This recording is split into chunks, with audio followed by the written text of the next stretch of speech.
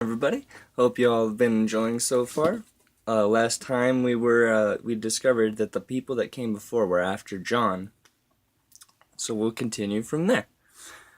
John was taken aback, but it all started to fit. He was the writer, not Mark Anthony. Saint paced in frustration.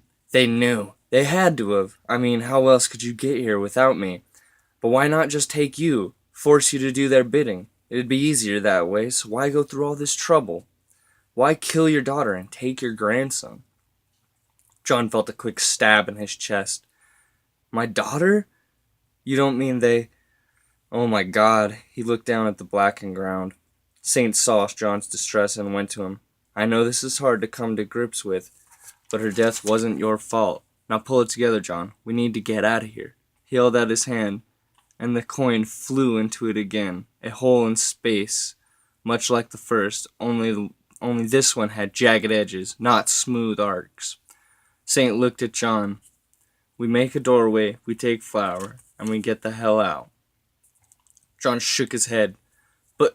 But Mark, Saint grabbed him. Look, man, I get it, but your grandson is what we call bait.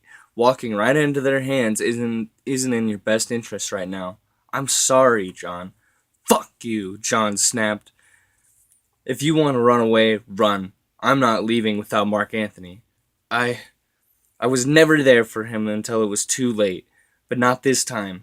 I won't leave him alone, not again. So you either help me or you step out of my way. Saint's gaze went hot. You don't get it, do you? This was all planned. Your daughter, Mark Anthony, even me. I can't let you go.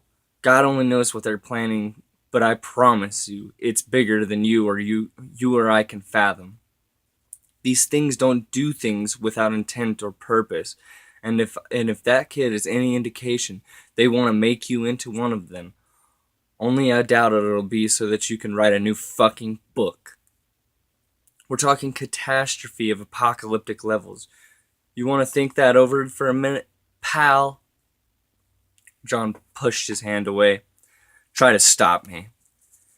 They held a silent standoff. Just when it seemed one or the other might crack, Flower stepped forward and grabbed their shoulders. Just like that, the tension snapped. Saint stepped aside. John, please leave him. We might go through there and never come back. Let me ask you something, Saint. What happened to you? What made you so fucked up? For the first time, he looked surprised, his eyes almost human for once. I did everything I could for a friend. Most people can't say they really did everything they could, but I'm not everybody. When Alan was possessed, I made a deal, and when I opened my eyes, everything I was had gone. No memories, no family. Only Alan remembered me, not my name or who I was, but what I did. He looked at me when it was done and called me a saint. So that's what I am, a damned soul, a nobody being a saint.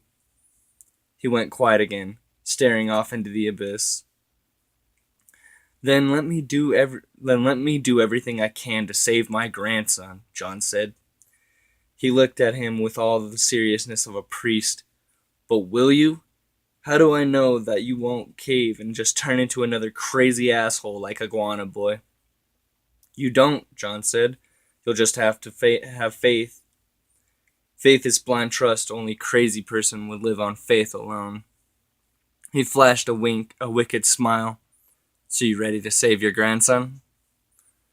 And that'll be all for right now. I'm trying to get through editing as much as I can, but we're getting close to the end, and pretty soon we'll have it all done. So I hope you guys are enjoying, and I hope that everybody has a good day. Bye!